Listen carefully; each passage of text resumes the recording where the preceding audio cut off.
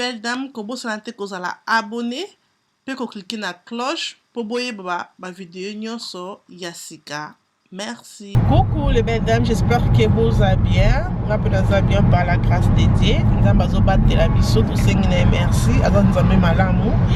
Donc, nous avons le fatigué. Nous avons fatigué, mais ça va, ok? J'espère que vous allez bien. C'est bon, ça va. Bana, famille, c'est bon, ok. Donc, nous avons mis un bébé qui est anniversaire à Kylian. Kylian a 4 ans. Et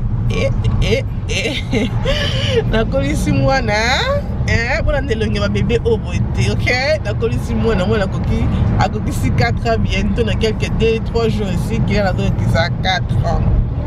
Donc il a toujours fêté anniversaire en famille. Dans le monde il y a des confinements, mais tu es même pas sûr vraiment déconfiné, bien sûr tu es toujours en dedans, mais tu es des petits commentaires mais voilà. Donc ça là moi dîner mon ndako en famille seulement, et ça la garde bien. Donc moi dîner pas qu'à gâteau là déconner, et ça la toujours bien. Mais nabi que toi que nabi no shopping, toi que shopping, toi que sommes mon bilo comme Mickey, ça fait t'amener les belles dames dans le Rwanda comme Mickey en famille. Toi que nabi no shopping, toi luka et le roni te reçoit, ou te recevez sabana. Déjà recommande qui gâteau nae. Kylian a gâteau ni nabi kalingi chocolate and strawberries. So nazo like chocolate and strawberries ko tozo kinesko Costco. Na bita so bino na mboka blo na Costco za kwa magasin moko boya munene bateka ka bloko en gros. Donc ba shop ba magasin mikie ba kinda ko somba kuna et bon ba yoteka on na prix à l'écolo. Donc faut na carte poko ta kuna. Donc kena bino kuna. Donc, tu mets mon tour, ça la carte bien, ok? Donc, voilà, nous avons monté dans la famille comme d'habitude. Donc, comme d'habitude, en famille. Nous avons un Ems, ok? Bah, shalom, Nabino. Vous savez, il va flair, hein, bébé. Mais nous, on est des gens qu'on aime bien, tu vois, on aime bien flasher. On aime bien flasher, des flair. Oui, obligé. C'est l'été, donc on a collectionné en juin, juillet. Hein? Ok. Au bon moment, on a juste collection l'été. D'accord. You look tired. Yeah, je suis fatigué. Tu as fait quoi? Kylian, wait, mommy's on the phone, I'm doing a video. Yeah, wait. Mais tu as fait quoi? Ben, la vie c'est moi, tu vois, nous on travaille trop. La tête c'est toujours en train de travailler, tu vois, tu réfléchis, toujours calcul. C'est où ma calculatrice? Toujours en train de calculer.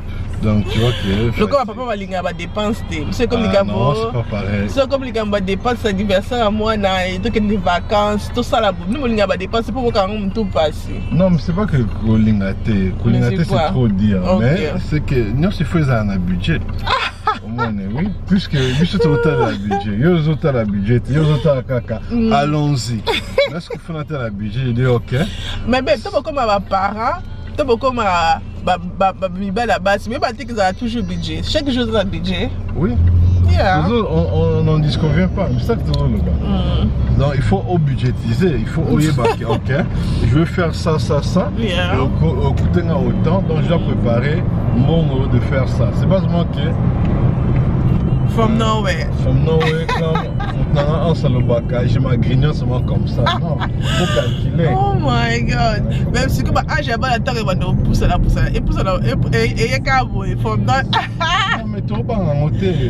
C'est la grâce de Dieu, tu vas pas en monter. N'empêche qu'il faut calculer, puisque quand tu prépares quelque chose, il faut avoir un budget. Pas calculer car on sait jamais. On sait jamais les belles. Il faut toujours calculer. On sait jamais. Donc voilà les belles dames. Comme dans le but que tout le monde est shopping. Même si maman tu dépenser. Si on a linga dépenser, maman a linga dépenser. Na linga dépense. Si maman tu linga dépense, maman linga cap. Tu es shopping, nous avons bon mais tu es shopping. Tu dans la cap bon, ok? Donc voilà, tout est no shopping, tout ça moi bloc comme Mickey. Après tout le monde dit je me suis les cas quoi. Hein? Tu peux tourner bien ça la carte toi famille. Tu peux ta tour. Let's go. Yes, are you okay, Kylian? Kylian is going to the shrine. Kiki's birthday. Your birthday is coming soon. He's going to buy a shrine. Oh, Kylian is going to buy a shrine. So Dad is going to buy a shrine for Kylian. Oh, Dad is getting present for Killian already. Okay. Killian, is your birthday coming soon? Yeah. How old are you, Killian? 3. 3. Killian is turning 4. Killian is turning 4 soon. Okay? Okay. Yeah. Autolamuka. Butamde lungezelo ngapongi. Autolamuka. Comprenez son émotion. Vous avez na Kiara pas na Kiara lingane caméra te so moi qui la che. I don't what. Killian, get the one in the bag. Get the one in the bag.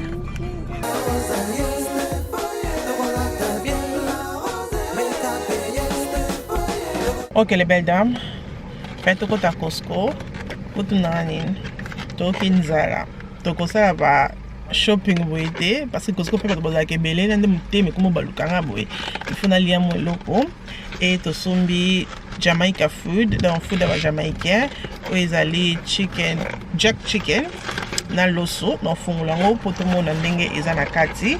Et I love this drink, il y a jamaïcain, ils a pineapple. Donc, I love it.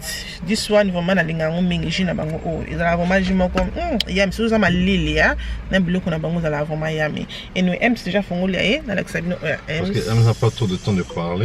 Elle n'a pas trop de temps de parler. Dernière fois qu'on a fait une vidéo comme ça dans la voiture, on mangeait le McDo, non? Je vous ai dit que c'était rubbish food. Et celui-là, en tout cas, aïe aïe aïe. C'est pas du rubbish. Non, non, non. C'est la black food is not rubbish. Non, non, non. Ça, en fait, c'est le barbecue. Mais les soy, baby, smell, non, quand des grandes ananas, on a ça, c'est le barbecue des Jamaïcains. Ouais, ça, c'est vraiment leur recette. Tu vois, quand une bûche, tu l'as en tabac. C'est le haut tabac. Mais là, on a bango. C'est ça, vraiment. Et nous, j'ai la recette à l'osso oyo. La vidéo, sur notre comment on passe à la kango, ok. M ça bien qui vraiment 5 ans combien 6 comme ça, c'était comme ça. C'était pas 3. Babe, c'était pas non, c'était pas 3. Eh pardon, on est bloqué là. On a vendu sa caméra pour un peu na fond la pour nous aller matin, on a mis M temps à fond, il y a na mis so les belles dames.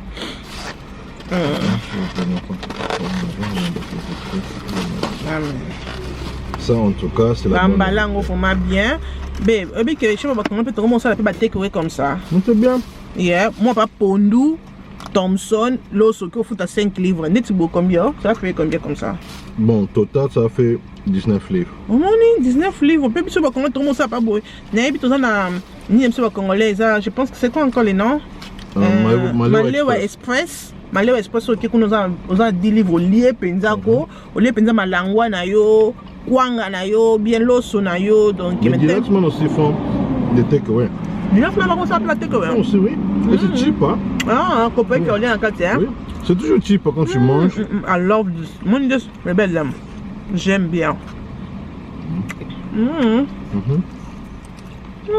Vraiment que non, Malewa Express dans ça là, dans son maman langwa, na plantain, écoutant 5 livres quelqu'un. Mais c'est comme ça. Okay, quand c'est cher, les gens peuvent bien manger. Mais quand tu vois c'est un prix normal, c'est facile de venir manger pour lunch time. Moi j'allais beaucoup à Malewa Express pour acheter mon riz Pondu. Toi tu connais comment je suis fidèle à Pondu. Le Pondu.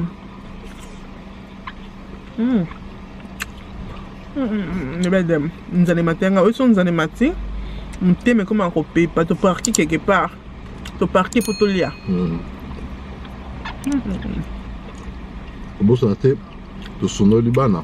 Tu sonnes Libana, tu n'as pas grande sœur nanga. Bé, tu bois Libana. Tu bois Libana. Oui, déjà bien sûr. Climat c'est pas bon.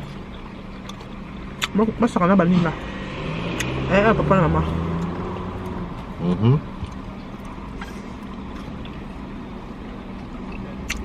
Tu vois quand tu as faim et tu manges une nourriture qui est bon. Comprenez mon émotion. Comprenez ça. Mais toi tu avais dit last time que non, on mange quand on mange, je parle pas. Non mais il faut tu vas comprendre l'émotion. Tu as faim. On a quitté la maison à quelle heure? Presque 9h. Ah non, 9h. 11h30. 11h30, il est maintenant 15h30. Tout ça, on était juste en train de conduire. Maintenant, tu as l'occasion de manger. Bien. Les Jamaïcains, les blocs, on a les belles dames. Blocs, ils ratés par les Jamaïcains. Oh, peut-être plein de bango, plein préféré na bango. Jamaïcains, ils sont bien au lambango. Mais maintenant, le placement pour les bébés. Madame te mettait. Pas Jamaïcain. S'il y avait moi, je sais pas, je vais le faire comme passer avec Didi. Ah, on boit personne mon con. Des Jamaïcains. T'as là, oignon à quartier. C'est pas Jamaïcain 100% alors. Ben oui, pour moi plus. Les bêtes d'un bol limbi, ça vraiment parce que ça, la rose bol avec ce sentiment. Ça vraiment sentiment. Ce que ça peut monter, hein. Et moi j'aime que ton bloc ça monte. Et bloc Jamaïcain, qui n'a pas cana. Non, ben on est Gino. C'est pas Gino. Ouais, comme Gino. C'est comme Gino. Gino. Aime ça qu'on fait la minute, c'est moi. Ça font la minute. Cheese. C'est là à la casse. Là, c'est bon. Et puis, c'est quoi? Poulet, c'est quoi? C'est un autre jog sauce, c'est quoi? C'est assez même.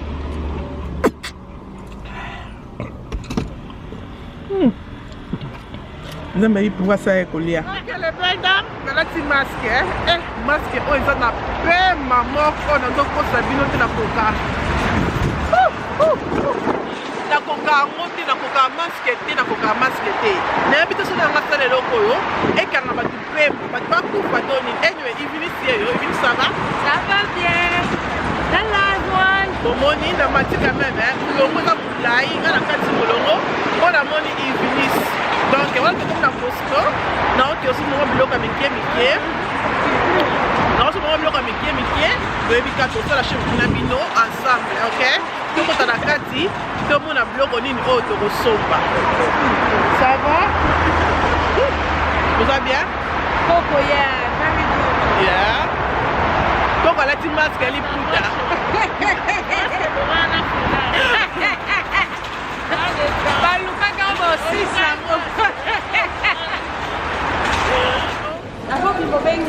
La bengue Léoné.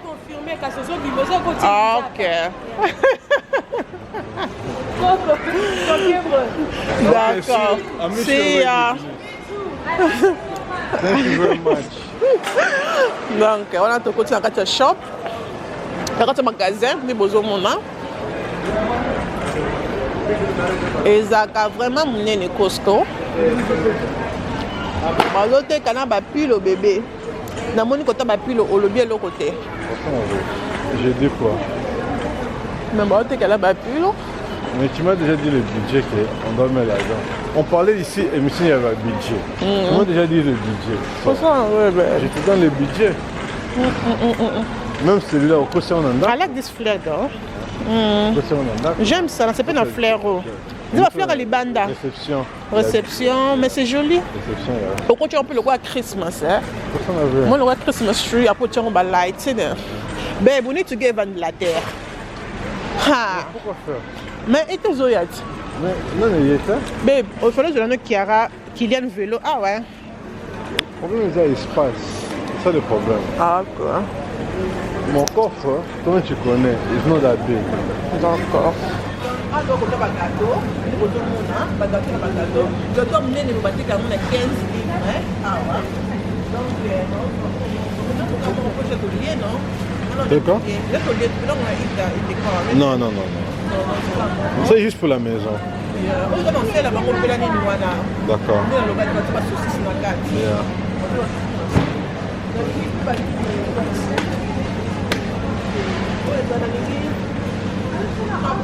Bon, là, ça va le bel temps qui va passer.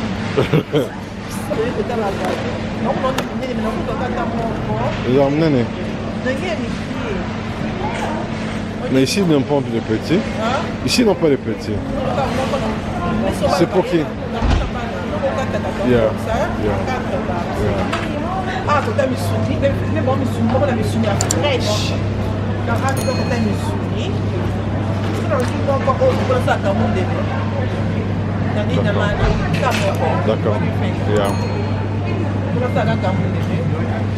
On peut pas un gombe, hein? Gombe fraîche. Ok, les belles dames, à tous à côté, il y a un jus. Un jus, bon, on a un teka. Ah, bah, teka en gros. Nous avons fait le magasin. Donc, ah, vous avez caca en gros. Qu'est-ce que vous voulez que moi, coca? Na lembi déjà collier lembi ça. Bébé ginger? Non? Moi, je veux pas le ginger. Moi aussi, je n'en ai pas. Tu as mis une ginger au bâti. Ça combien ça? 34? 24? 24, on a pris à 7, non, 6 livres 50. Non, avec VAT, c'est avec, ah, ok, d'accord. Avec VAT, comme 7 livres. On est bon, on a 7 livres, c'est bon. Hein? Mais moi aussi, je préfère au coca. Non? Je pense ça. What do you think? Ah, mais c'est Bassani. Mais Bassani, c'est au chocolat. C'est 7 livres, 9 livres 34. Il y a combien dedans? 50. C'est beaucoup. C'est bon. C'est au chocolat, c'est comme ça. C'est les gants entiers. C'est si les gants bon toujours. C'est ça les gants entiers. Donc, vous allez passer le nez.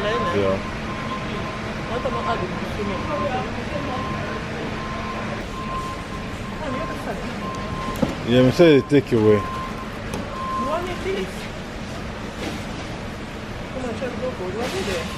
La nourriture va être sur la table, non?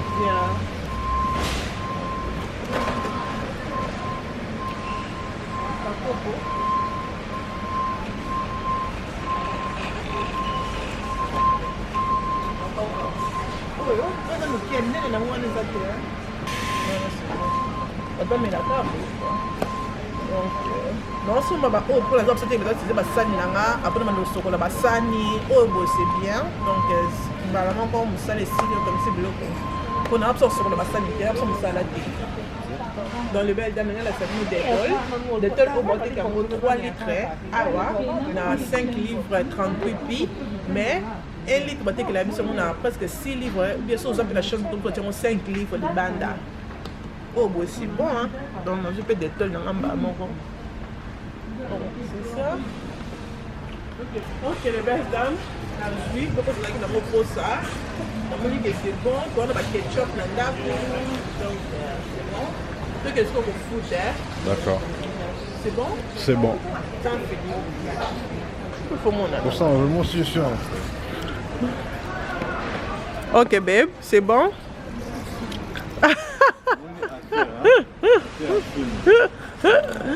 Ok, babe, non, tout soit ketchup, sauce. Yeah, sauce there. Ok. Let's go. Je vais dans le magasin, je vais dans Costco. Trop d'eau. Je vais dans le congolais. Je vais dans le congolais. Je suis pondu. Je suis un bloc à Mickey. Après, je vais bien dans les ice cream. Après, je vais voir maman Suzanne. Après, je vais donc je vais pas jour à Bacha. Donc merci beaucoup. On a besoin d'un abisso dans le magasin ensemble. J'espère que bon c'est là non.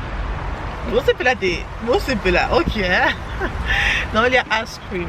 Climat ça vraiment bien té, mais non il y a quand ça on peut ma cassité mais ça va. Donc voilà les belles dames, journée et Silly, journée qui vraiment m'laï. Autre chose pas n'a pas grande sœur et avec qui maman Claude tabana merci.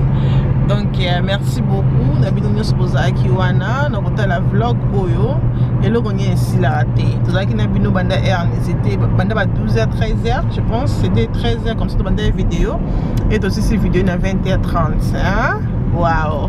Donc merci beaucoup d'abonner sur vous qui wana kota la vidéo na bandeliti na suka nzambe a continuer ko battre la biso nzambe a continuer ko pesa biso souffle de bon même le ngana vraiment des biso ma foot bon vraiment que non là vraiment fatigué isn't it bébé? Je suis aussi fatigué. Merci aussi à Amanda. Ouais, merci aussi à Amanda. Amanda. Je m'en seulement qui est grande sœur de tous les enfants. Merci beaucoup. Ok, donc voilà les belles dames, Sozam Tassika. Zala abonnez-vous, c'est gratuit. Donc Zala abonnez, na chaîne nanga la Rocho et ça la bien et vous welcome to the family. Donc aimez vidéo, partagez, n'oubliez commentaire na c'est et ça toujours bien ma casse. Nzambe abomba biso, nzambe azana biso na kutana mukolo mususu. Tinade. Bye bye. Comme la Tina.